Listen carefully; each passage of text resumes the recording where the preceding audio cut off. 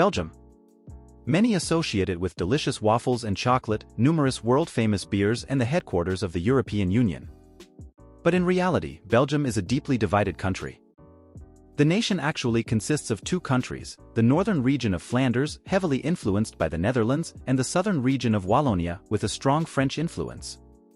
For decades, both regions have been able to agree on compromises despite major differences, but right now a storm is brewing in the heart of the EU that could shake little Belgium to its foundations.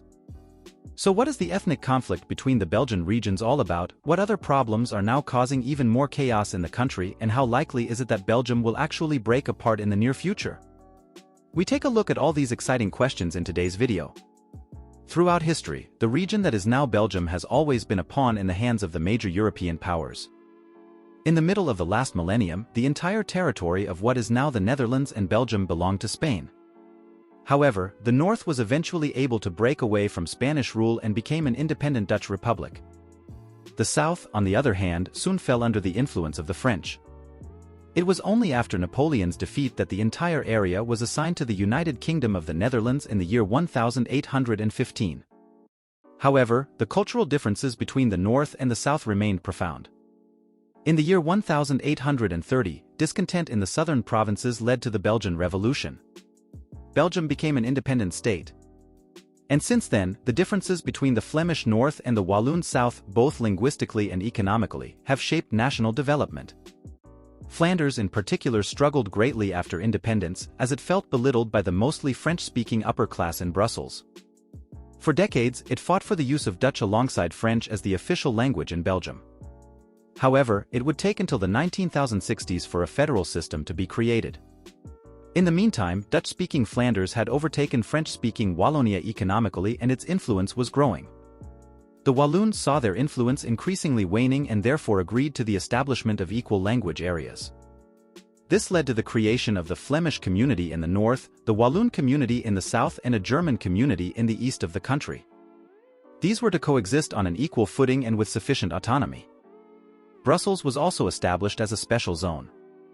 Although this led to a temporary balance, the underlying differences could not be resolved over the decades. And so today Belgium is more divided than ever, especially due to current political events.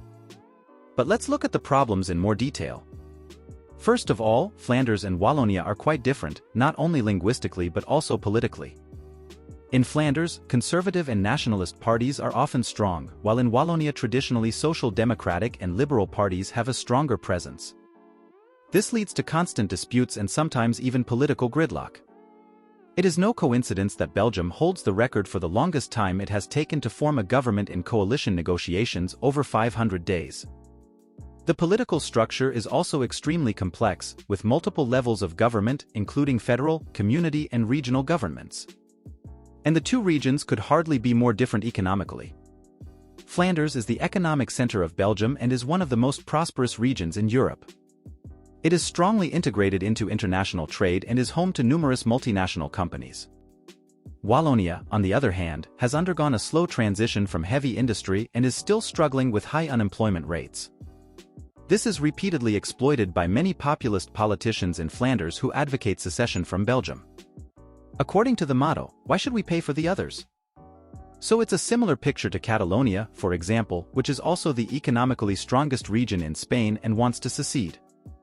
And amidst all the turbulence, another dramatic problem is now causing a furor in Belgium: drug-related crime. Belgium has become the main gateway for South American drug cartels via the port of Antwerp. In some cities, the drug war is escalating, with gunfire in the streets, mass corruption, and only at the last moment were the authorities able to prevent the kidnapping of the Belgian Minister of Justice. Many therefore fear that Belgium could degenerate into a narco-state in Europe.